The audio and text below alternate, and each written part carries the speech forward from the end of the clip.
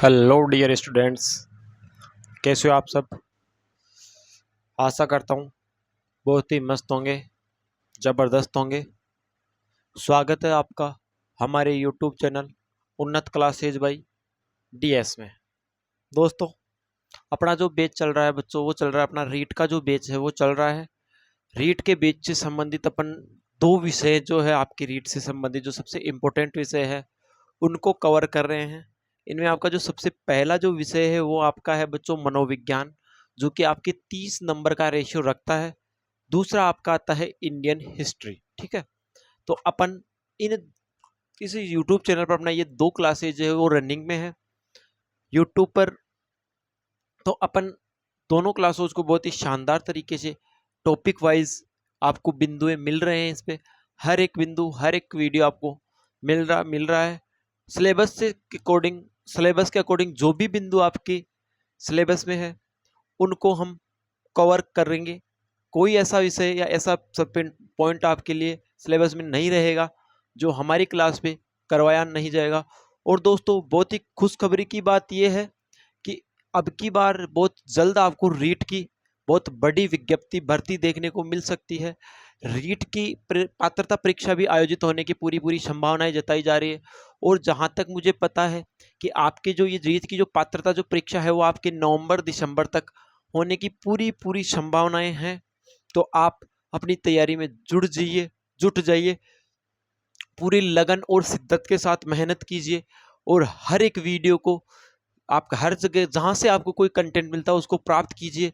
और आपको आपको जो मेरी क्लासेज है उनमें ऐसा कोई टॉपिक नहीं रहने वाला जो आपको यहाँ कवर नहीं करवाया जाएगा। जैसे जैसे आपकी रोज आपको तो ऐसे पता है कि आपकी जो सोमवार से लेकर शनिवार तक की क्लासेज कंटिन्यू रहती है, केवल मंगलवार का अपना ऑफ रहता है। बाकी क्लासेज अपनी रेगुलर रोज आपको समय पर मिल रही है। तो आप हमारे चैनल को ज़्यादा से ज़्यादा लाइक, शेयर एवं सब्सक्राइब कीजिए ताकि इससे हमें भी मोटिवेशन मिलता रहे और हम आपके लिए और भी बेहतरीन कंटेंट प्रोवाइड कराने का प्रयास कर सके। ठीक है, साथ में दोस्तों आपके लिए एक और सूचना है कि जो आपकी जो कल की जो एग्जाम है, जो आपका कल जो लेब असिस्टेंट का ज्योग्राफी विषय का जो एग्जाम है उसके 4 सेंटर परिवर्तित हुए हैं। ठीक है, उनके बारे में सूचना मैंने अपने इंस्टाग्राम पेज पर और फेसबुक पेज पर अपलोड कर दी है, मैसेज डाल दिया है, एक वीडियो फोटो वगैरह लगा दी है। मतलब वो उसकी सूचना मैंने आपको वहां प्रोवाइड करा दी है। और दूसरी बात, आपकी जो ये जो सेंटर जो चेंज हुए हैं बच्चों, ये आपके 4 सेंटर चेंज हुए हैं राजस्थान में, जिनमें से 3 सेंटर जो थे वो बच्चों भीलवाड़ा के थे।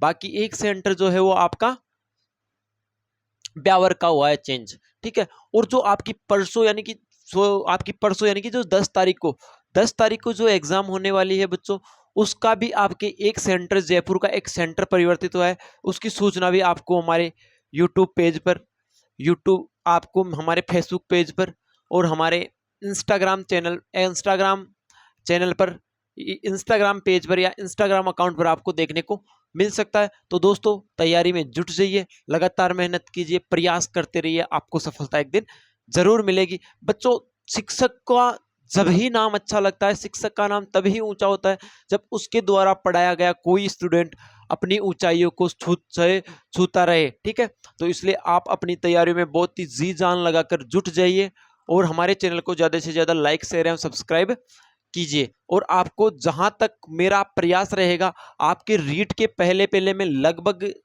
जहां तक मुझे पता है संभावित में लगभग कई सब्जेक्ट जो है वो आपके इस यूट्यूब चैनल पर क्लियर करवाने की पूरी कोशिश करूंगा। बाकी आपके जो ये दो सब्जेक्ट जो चल रहे हैं आपका, एक तो साइकोलॉजी का और एक इंडियन हिस्ट्री का, इनको कंप्लीट कराने की पूरी मैं जिम्मेदारी लेता हूं। आपके रीट से पहले ये सिलेबस आपका कंप्लीट होने वाला है। तो दोस्तों, अब अपना समय ना गवाते हुए अपन स्टार्ट करते हैं आज की क्लास।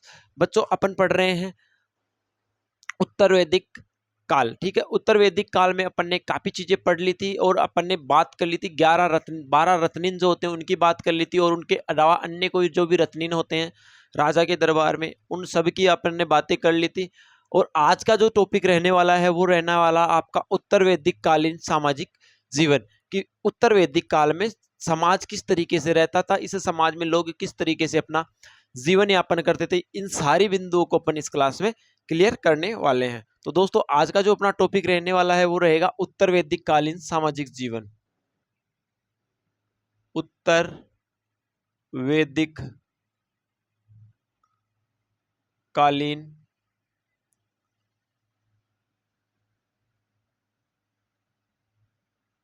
सामाजिक जीवन। उत्तर वैदिक कालीन सामाजिक जीवन बिंदु रहने वाला है, ठीक है। तो इसमें अपन देखेंगे कि इस समाज में किस तरीके से लोग जीवन यापन कर रहे थे, इन सारे बिंदुओं को अपन इसमें क्लियर करेंगे।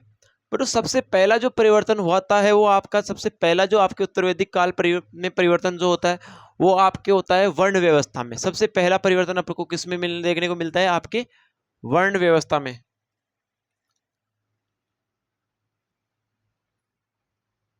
उत्तर वैदिक कालीन के अंदर सबसे इंपॉर्टेंट आपके वर्ण व्यवस्था में परिवर्तन देखने को मिलता है, ठीक है। सबसे ज्यादा जो परिवर्तन होता है वो आपके वर्ण व्यवस्था में होता है। वैदिक सभ्यता के अंत तक आते आते जो समाज है वो पूर्णतः 4 वर्गों में विभाजित हो गया था, जिन वर्गों की अपन ने बात की थी। 4 वर्णों में कौन कौन से, आपके 4 वर्ण कौन कौन से बताए थे बच्चों, अपन ने लास्ट क्लास में चर्चा की थी। आपका एक ब्राह्मण, क्षत्रिय, वैश्य,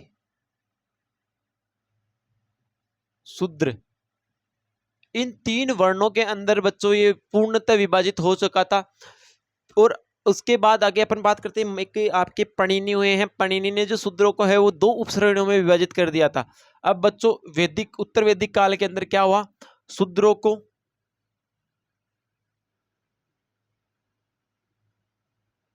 2 भागों में विभाजित किया। और किसके द्वारा किया गया, पणिनि महोदय द्वारा, देवपायन पणिनि, पणिनि द्वारा, ठीक है।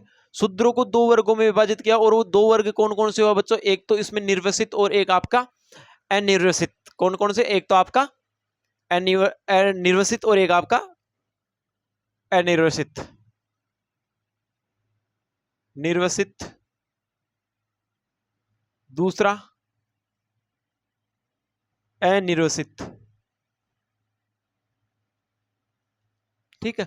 इस तरीके से इन्होंने 2 भागों में डिवाइड किया, एक तो आपका निर्वसित, एक आपका अनिर्वसित।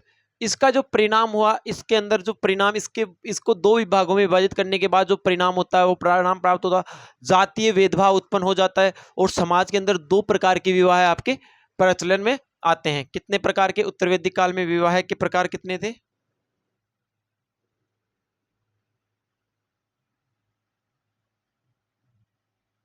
2 प्रकार के विवाह का प्रचलन देखने को मिलता है आपका। एक तो होता है अनुलोम,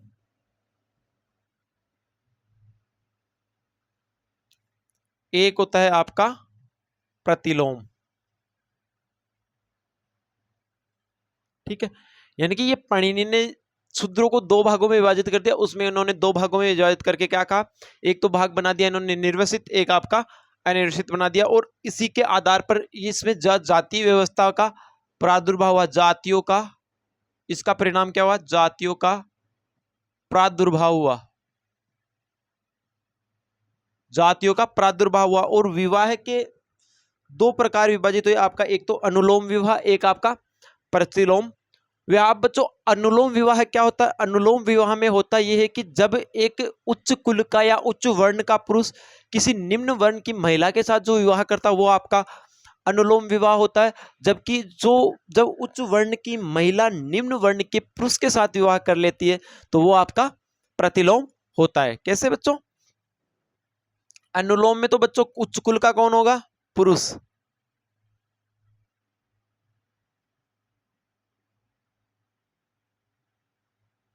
ठीक है। उच्च कुल का तो पुरुष, ठीक है। उच्च वर्ण का तो आपके क्या हो गया, आपका पुरुष हो गया, उच्च वर्ण का तो आपके पुरुष हो गया। और निम्न वर्ण की क्या हो गई, महिला। वेड्स निम्न कुल या निम्न वर्ण, इसमें निम्न वर्ण की कौन रहेगी? महिला। ये किसके उदाहरण है? आपके अनुलोम विवाह। अनुलोम विवाह में होता क्या है? उच्च वर्ण का या उच्च कुल का जो पुरुष है वो किसी निम्न वर्ण या निम्न कुल की महिला के साथ विवाह करता है, वो विवाह आपका अनुलोम विवाह कहलाता है। दूसरा बच्चों आपके प्रतिलोम विवाह है। प्रतिलोम विवाह में होता क्या है? प्रतिलोम विवाह में होता यह है कि बच्चों इसके अंदर उच्च कुल की क्या हो जाती, कौन होती है? मतलब उसके विपरीत वर्ण का तो कौन रहेगा? आपके महिला।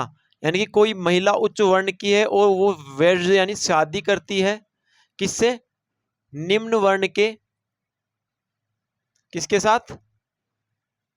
पुरुष के साथ। वो आपका हो जाता है प्रतिलोम विवाह। यानी कि उत्तर वैदिक काल के अंदर एक उत्तर वैदिक के काल के अंदर क्या होता है? सबसे बड़ा जो परिवर्तन होता है वो आपके वर्ण व्यवस्था में देखने को मिलता है। जो 4 वर्ण थे वो अपना पूर्णतः अस्तित्व जमा चुके थे, यही 4 वर्ण विभाजित थे। लेकिन फिर एक महान ऋषि हुए हैं पणिनि आते हैं और वो कहते हैं कि आपके जो शूद्र हैं ये भी बच्चों 2 प्रकार के बताए गए हैं। एक इन्होंने कौन सा प्रकार बताया? निर्वसित। एक इन्होंने बताया अनिर्वसित। इससे क्या होता है? जब 2 प्रकार के शूद्र भी 2 प्रकार के हो गए तो इसमें क्या आया बच्चों? जातीय विभिन्नता या जातीय भेदभाव या जातीय प्रादुर्भाव देखने को मिला। और इस वजह से विवाह के 2 प्रकार प्रचलन में आए उत्तर वैदिक काल में। एक तो आपका अनुलोम, दूसरा आपका प्रतिलोम विवाह। अब अनुलोम विवाह में होता क्या है बच्चों? उच्च कुल का तो पुरुष होता है और निम्न कुल की या निम्न वर्ण की महिला के साथ क्या करता है? विवाह कर लेता है, वो आपका अनुलोम विवाह होता है। और प्रतिलोम विवाह में होता क्या है? उच्च वर्ण की महिला निम्न वर्ण के पुरुष के साथ जब विवाह करती है वो होता है आपका प्रतिलोम विवाह है। ठीक है, तो क्या देखा अपन ने? यानी कि उत्तर वैदिक काल में सबसे बड़ा परिवर्तन देखने को मिला जातीय वर्ण व्यवस्था का। और फिर पणिनि हुए, पणिनि ने 2 भागों में विभाजित किया शूद्रों को, एक तो निर्वसित शूद्र, एक अनिर्वसित शूद्र। जब इनको एक जाति यानी एक परिवार, एक कुल को, शूद्रों को, जैसे शूद्र को 2 भागों में बांट दिया तो अब जातीय व्यवस्था का उत्पत्ति होती है और जातियों का क्या हो जाता है? प्रादुर्भाव उत्पन्न होता है। फिर इसी के साथ विवाह के भी 2 प्रकार प्रचलन में आए, एक तो अनुलोम विवाह, एक आपका प्रतिलोम विवाह। अनुलोम विवाह में होता क्या है बच्चा? उच्च कुल का जो पुरुष है वो निम्न कुल की या निम्न वर्ण की किससे? महिला से विवाह करता है, वो आपका अनुलोम विवाह होता है। और प्रतिलोम विवाह क्या होता है? जब उच्च वर्ण की कोई महिला किसी निम्न वर्ण के पुरुष के साथ जब विवाह कर लेती है तो वो आपका प्रतिलोम विवाह होता है। ये आपका उत्तर वैदिक काल का सामाजिक जीवन होता है। इसके बाद बात करते हैं अपन उत्तर वैदिक काल के अंदर स्त्रियों की स्थिति किस तरीके से थी और किस तरीके से ये इस जीवन का यापन करती थी। ठीक है, आगे की बिंदु में अपन बात करने वाले हैं।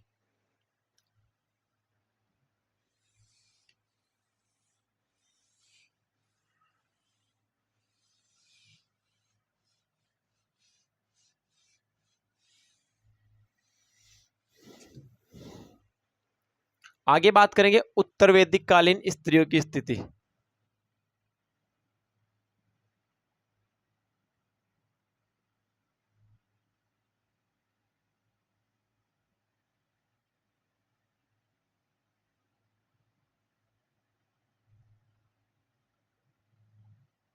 कि उत्तर वैदिक काल में जो स्त्रियों की स्थिति थी वो किस तरीके से थी, इसके बारे में अपन बात करते हैं। ठीक है, उत्तर वैदिक काल के अंदर बच्चों जो स्त्रियों की स्थिति होती है वो बहुत ज्यादा खराब हो जाती है। और खराब इस तरीके से होती है कि किसी के घर में अगर कोई कन्या जन्म लेती है तो उसे भी बहुत बुरा माना जाता था। कन्या जन्म को क्या मानते थे ये लोग? बेहद ही खराब या बेहद ही बुरा मानते थे, जो कि एक कष्ट, जिसे कष्ट सूचक माना जाता है कि आपके बालिका या कन्या हुई है तो वो एक दुख का एक भार या एक दुख का अंबार लेकर आपके साथ पैदा होती है। और उस समय विवाह का जो उत्सव था बच्चों आपके 2 प्रकार से प्रचलित में आता है और 2 चरणों में पूरा होता है। एक तो आपका होता है पाणी ग्रहण संस्कार, एक होता है आपका शब्दपदी विवाह। इस प्रकार से विवाह प्रचलित है। कन्या विवाह, कन्या जन्म को क्या माना जाता था? आपको कन्या वध के जो माना जाता था वो माना जाता था कष्ट सूचक।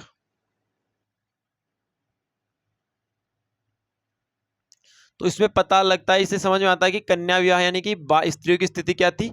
दयनीय थी।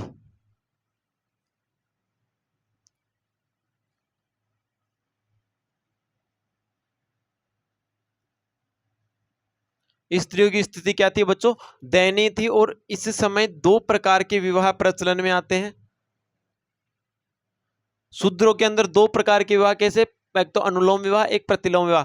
और इसमें दो प्रकार के विवाह के दो प्रकार आते हैं। कौन कौन से प्रकार आते हैं, एक तो आपका पाणी ग्रहण संस्कार, पाणी ग्रहण, एक होता है सप्तपदी। ये दो प्रकार के विवाह प्रचलन में थे। और जो पाणी ग्रहण संस्कार होता है बच्चों, ये होता है कि जब वर वधु एक दूसरे को दाहिने हाथ को हाथ थाम कर एक प्रण लेते हैं कि जीवन भर में उनमें आपसी संबंधी या सहमति व सामंजस्य रहेगा। क्या करते हैं, एक दूसरे के दाएं हाथों को मिलाकर क्या दिया जाता है, वचन दिया जाता है।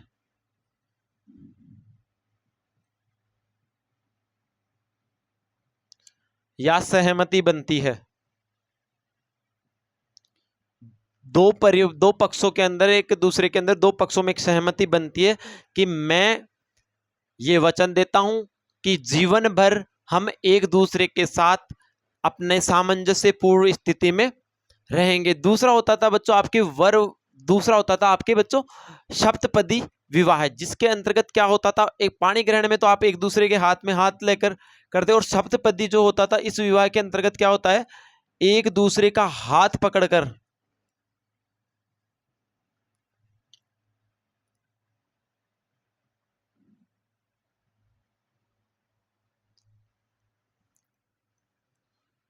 सात कदम साथ चलना होता था।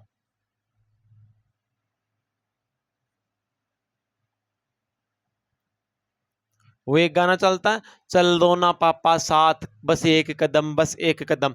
तो सप्तपदी विवाह से तात्पर्य ऐसा है कि सप्तपदी विवाह में क्या होता है, वर वधु क्या करते हैं, एक दूसरे के साथ कितने कदम चलेंगे, 7 कदम चलेंगे, एक दूसरे का हाथ पकड़ के, और जीवन पर्यंत एक दूसरे का साथ निभाने का क्या लेते हैं, प्रण लेते हैं, प्रण लेते हैं या वचन लेते हैं। और बच्चों धर्मशास्त्रों के अनुसार आपके उत्तर वैदिक काल में 8 प्रकार के विवाहों की चर्चा की गई है, जिनके बारे में अपन आगे पढ़ने वाले हैं। ठीक है,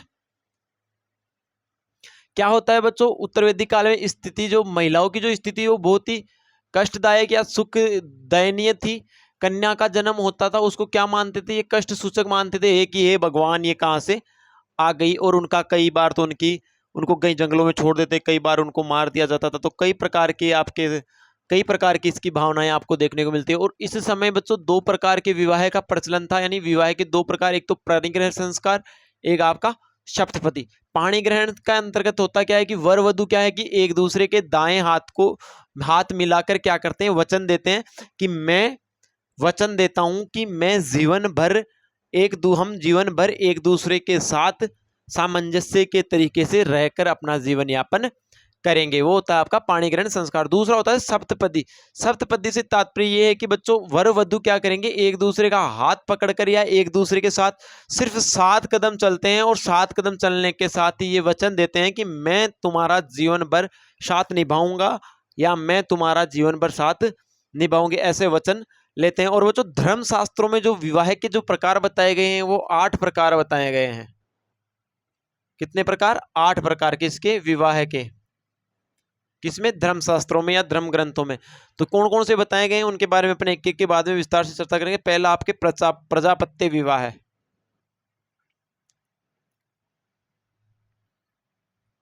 दूसरा जो आपका है वो बच्चों आपका आर्ष विवाह है।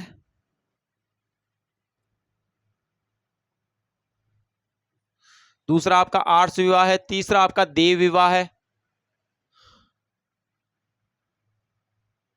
देव विवाह है।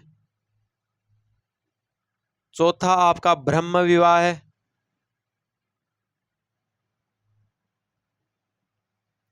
पांचवा जो है वो आपका गंधर्व विवाह है।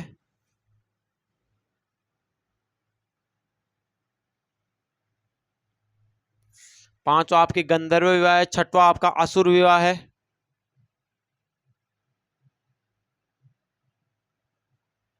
सातवां जो है वो आपका है राक्षस विवाह है।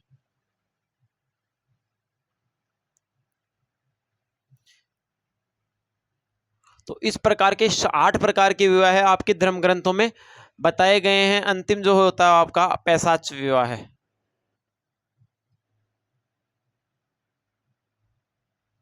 तो मतलब जो आपकी इसके अंतर्गत बताया गया है उत्तर वैदिक काल में जो ग्रंथों में या धर्म ग्रंथों में या धर्म शास्त्रों में जो बताया गया है विवाह के 8 प्रकार के बताए गए हैं विवाह का। एक होता है आपका प्रजापत्य विवाह, एक होता है आर्ष विवाह, एक होता है देव विवाह, एक होता है ब्रह्म विवाह, एक होता है गंधर्व विवाह, एक होता है असुर विवाह, एक होता है राक्षस विवाह, एक होता है पैशाच विवाह, जिनके बारे में अपन अब अलग अलग चर्चा करने वाले हैं। ठीक है,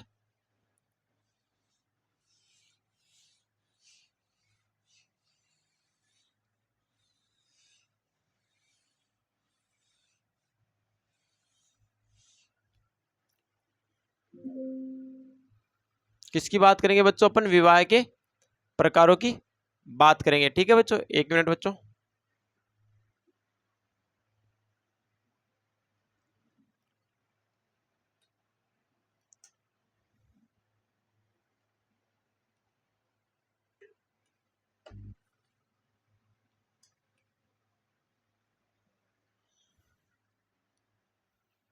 हाँ, तो अपन बात करेंगे विवाह के प्रकारों की। बच्चों विवाह के प्रकार कितने बताए गए? 8 प्रकार बताए गए हैं धर्म ग्रंथों में। इससे पहले सबसे पहला जो विवाह का जो प्रकार है वो आपका होता है प्रजापत्य विवाह है। पहला विवाह है प्रजापत्य विवाह है। प्रजापत्य विवाह में होता क्या है बच्चों? इसके अंतर्गत होता है कि इसमें जो कन्या का जो पिता है वो वर को कन्या प्रदान करता है तथा वर वधु को क्या करता है? धर्म आचरण करते हुए क्या करते हैं? विवाह करते हैं। क्या करता है? इसमें क्या होता है बच्चों? कन्यादान। पिता कन्या का दान। ठीक है, यही होता है। इसमें क्या करता है? कन्या को वरदान करता है या दान करता है, प्रदान करता है। ठीक है, यानी कि पिता एक पिता है वो कन्या को किसी अन्य व्यक्ति को दान करता है। उसमें क्या होता है? वो फिर वो उसके धर्म के आचरण करते हुए विवाह करते हैं। धर्म का आचरण करते हुए विवाह है।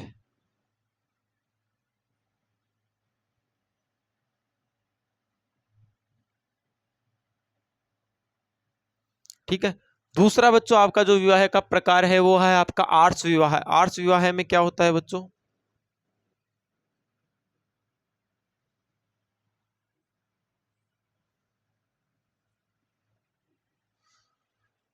दूसरा जो है आर्ष विवाह में क्या होता था? इसमें बच्चों क्या होता था? कन्या का पिता जो है वो आपके एक कन्या को वर के द्वारा, जब कन्या के पिता को कन्या के बदले एक जोड़ी बैल या गाय भेंट के रूप में दी जाती थी, जिसे अपन दहेज कहते थे।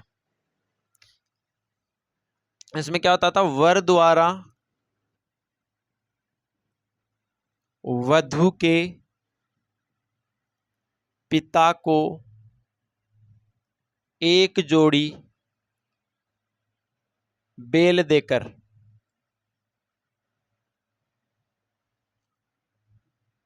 विवाह होता था। इसे अपन समझौता भी कह सकते हैं। इसमें क्या होता था? इसके अंदर क्या करता था? जो वर है वो जिसकी शादी होने वाली जो वर है उसके द्वारा जो वधु के जो पिता है उसे एक जोड़ी बैल या गाय देकर किया जाता था, विवाह किया जाता था। उसके बाद वो जो है वो जो आपका जो जो आपके वधु के जो पिता है वो अपनी वधु को उस वर के यानी उस लड़के को सौंपते थे। तीसरा जो विवाह का प्रकार है वो होता है देव विवाह है।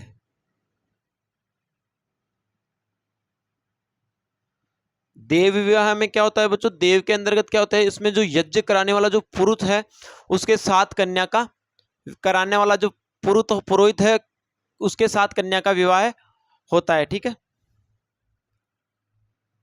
यज्ञ कराने वाले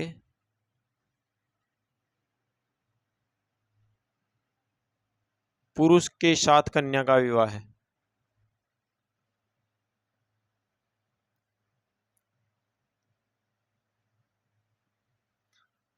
ठीक है, अगला जो विवाह का जो प्रकार है वो आपका है ब्रह्म विवाह, जिसे बच्चों सर्वोत्तम विवाह माना गया है। चौथा जो है वो आपका ब्रह्म विवाह है।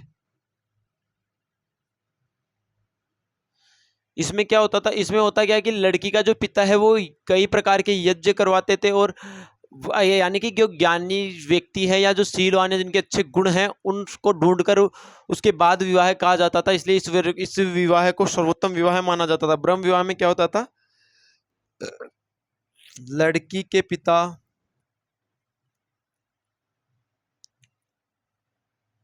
यज्ञवान व शीलवान वर ढूंढता है,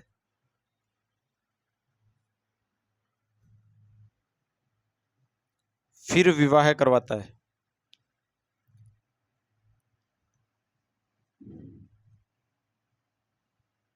इसमें होता क्या है? इसके अंदर होता है कि जो लड़की का जो पिता है वो एक गुणवान या एक शीलवान या एक अच्छा या जो वर ढूंढता है और उसके बाद अपनी पुत्री का विवाह करवाता है। तो दोस्तों, अपन ने 4 विवाह के प्रकारों के बारे में अध्ययन कर लिया। पहला जो विवाह है प्रजापत्य विवाह।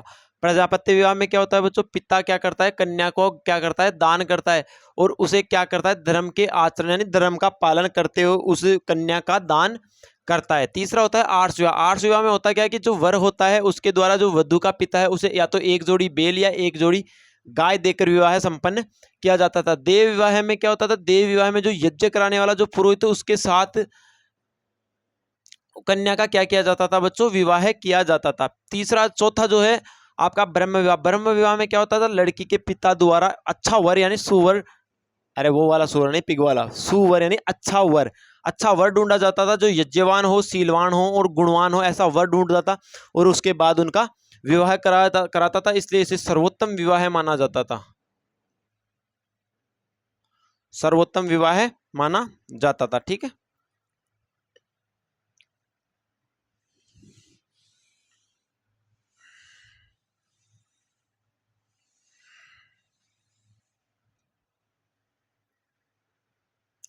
पांचवा जो है आपका वो बच्चों आपका है गंधर्व विवाह है।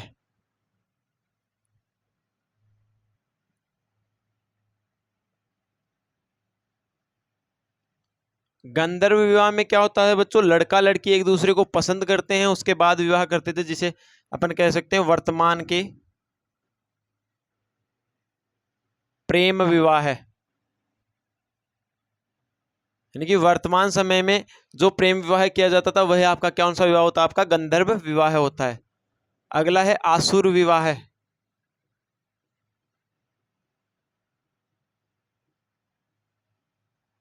आसुर विवाह में क्या होता था बच्चों? इसमें कन्या का पिता है वो कुछ धन लेकर कन्या को क्या करता है? बेच देता है।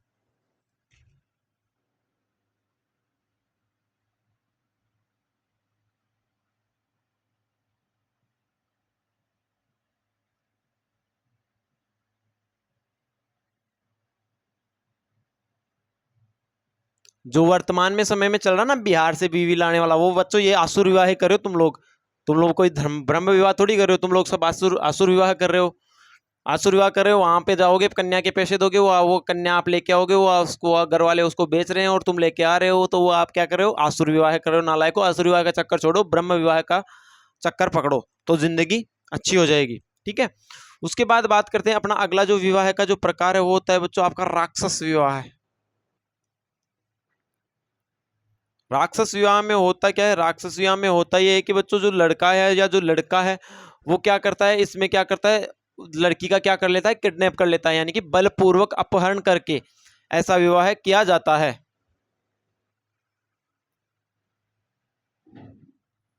क्या किया जाता था राक्षस विवाह में? क्या किया जाता था? बलपूर्वक कन्या का अपहरण कर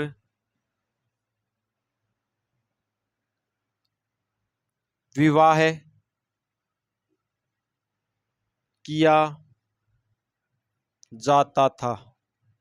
इसमें क्या होता है? एक लड़का या एक पुरुष जो होता है वो जो बलपूर्वक यानी अपने पावर, अपनी शक्ति, अपनी क्षमता के साथ लड़की का क्या कर लेता है? लड़की को किडनैप कर लेता है और उसके बाद उससे शादी कर लेता था। इसे महाभारत कालीन में इसे बच्चों कहा जाता था क्षत्र धर्म कहा जाता था। इनका महाभारत काल में मानना था कि अगर कोई व्यक्ति अगर राक्षस विवाह नहीं कर रहा तो वो इस समाज में पुरुष भी नहीं है। यानी कि इसको क्या कहा जाता था? क्षत्र धर्म। यानी कि जो क्षत्रिय होगा वो तो क्या करेगा? भगाकर ही कन्या से शादी करेगा या कन्या का अपहरण कर कर ही शादी करेगा। इसलिए इसे छात्र विवाह भी कहते हैं। छात्र विवाह है। ठीक है। अंतिम और अगला और अंतिम जो है वो आपका है बच्चों आपका पैशाच विवाह है।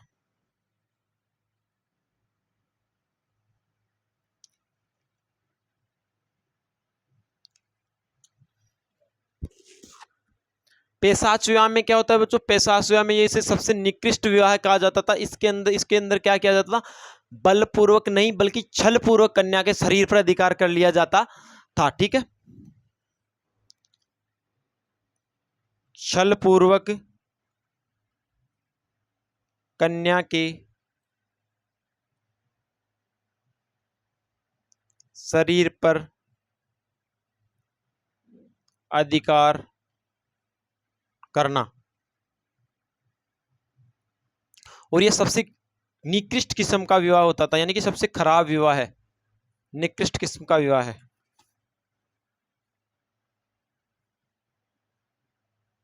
ठीक है, इसे सबसे निकृष्ट किस्म का विवाह है माना जाता था। ठीक है, इसके बाद आज की क्लास के लिए इतना ही। कल फिर नए बिंदु नए टॉपिक के साथ मिलेंगे, तब तक के लिए जय श्री श्याम, राधे राधे, नमस्कार।